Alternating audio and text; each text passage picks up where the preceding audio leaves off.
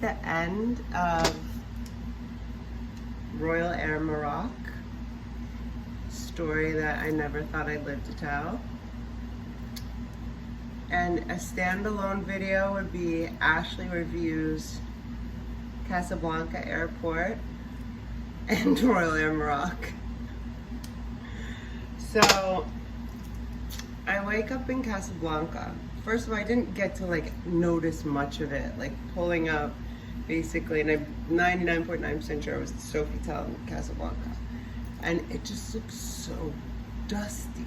Everything just looked like it had like 2 inches of dust. Like not so much in the room, but like the room wasn't especially clean. Like Sofitel is like an international name. I had a driver sorted to go to the Casablanca airport. Oh, they call Casablanca the oldest city. And I remember being like, it's probably the oldest city because the person who last cleaned any place here is very old or not with us anymore.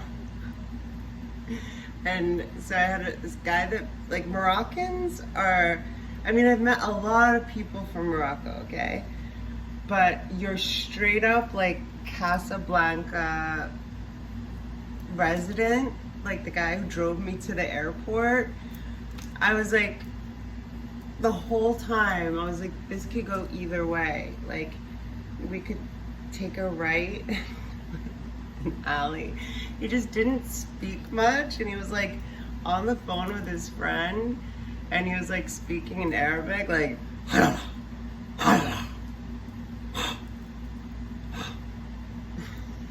that. But he was like super GQ, you know? Anyway, I just imagined he was like setting up a really, really messed up situation for after he dropped me off at the airport. I was hoping it was for after he dropped me off on the airport. His friend called, the same guy called like 3 times. Anyway, the Casablanca airport is not for the faint of heart.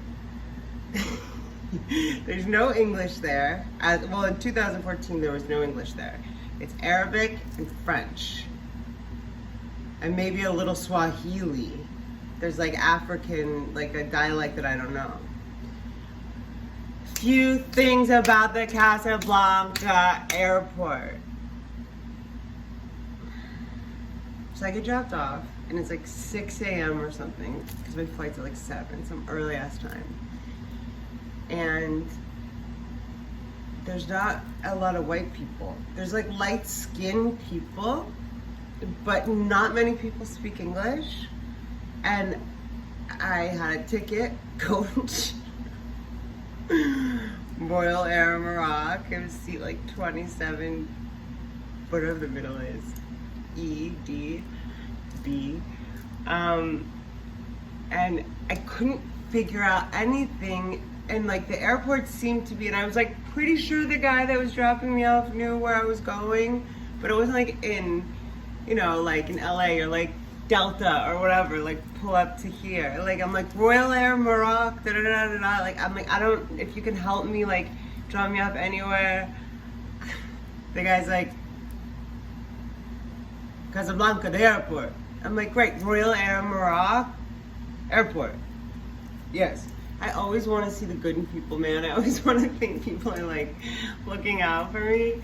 Sometimes they are, sometimes they aren't. I remember he pulled up there and it's like 3 lanes or something, or 2 lanes. There wasn't a lot of traffic, but to the entrance, and I was like feeling lonely already, and I was like, can you come with me? You know, he dropped me off, and I remember I was like, okay.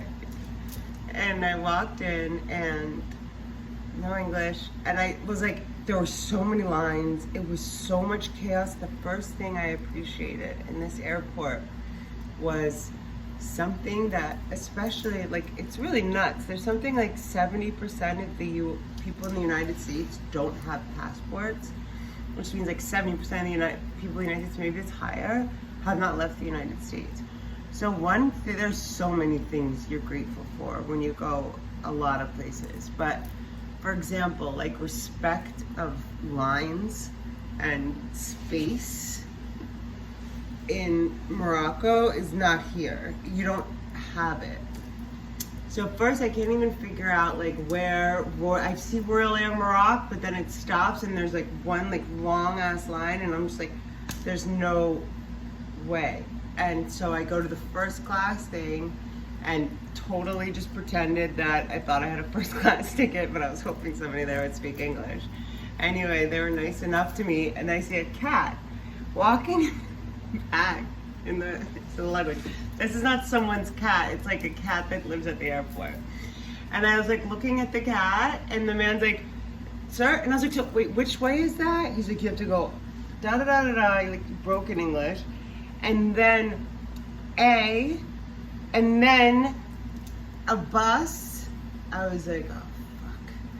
So, first of all, in the Casablanca airport, to get to my plane, there were like 5 checkpoints that were super random. Like, I think some people went around. It was so weird. Like, I was like, oh, again? It was like, I think it was like people would just stand there. It was very weird. And then there was this long one. There were like 5 little ones, or 4. It's like, to go up the stairs, okay, here, you know, but for some reason there was like, you know, smaller lines. Then to get to like where I had to get on a bus thing, a shuttle thing, that was a whole other thing. I don't know how I survived that shuttle. There was this long line, okay? So this is, like all the other ones checked the passport and the ticket and everything, but these guys have like different outfits or whatever. I was like, what the fuck were the last 4, but whatever. And so this is the first time it's like, sort of stagnant, and I'm telling you, it's like National Geographic. There's like some big black women that I've never seen anything like these women in like real life besides this trip. There was a man, you'll never even know where the angels are. So we're in this line and there's like a string. They don't have like a proper, I mean, it's like a rope sort of thing. But these 2 girls that were behind me, like big girls, I was like trying to keep myself like from feeling anxiety. I was just like, I'll get on the flight, I'll make it to the flight. The whole time I was like, it was just, okay, so these 2 girls, this one guy jumps the line and I'm like, oh fuck. Order, lack of order. That's what I was thinking. You'll appreciate lack of order. You'll appreciate order because chaos from it is so insane and it's pervasive throughout the world. Most places besides the U.S. and like, you know, Western Europe, Eastern Europe. So this man in front of me, and I don't mean to sound like anything, but just to give you a good visual. We are in Morocco. He kind of looks like Aladdin. Like he's wearing like pants, like cool Moroccan pants. I can't explain it. Anyway, and he has like facial hair and like a hat, tan skin. So then these 2 girls behind me, like were gonna try to jump. They didn't go in front of me. I think they wanted to, but his energy didn't let them. And so they went in front of him. And I just started to feel like the whole line starting to get chaotic and something start to happen. And Mr. Aladdin dude is like, no, what the fuck you doing? Get back in your line, you should be ashamed of yourself. Something like this, he talks like this. And he goes, this is my friend, continue. And he took my back, like he like, you know, I was like, thank you, sir. And these girls are like, what the fuck is that? Like they were saying something about me. He's like, don't you say that about my friend. Thank you. And it was like, we were very close. I mean, he literally stopped. Like I could feel the energy of like crowd or herd movement of something not good. Okay, so I thanked that guy. I went, I gave my passport and my ticket. I got to the gate and it's like I have 45 minutes or so and I just don't feel comfortable standing still. Whenever I stand still, I feel like people are staring at me. So I went to like this what was, I don't even know. I mean, even the little, in the airport, even the little like place where they have like coffee and sodas and like water, you're like, hey, hey, hey! It's not like there's no line. It's just like people yelling and like whoever gets attention.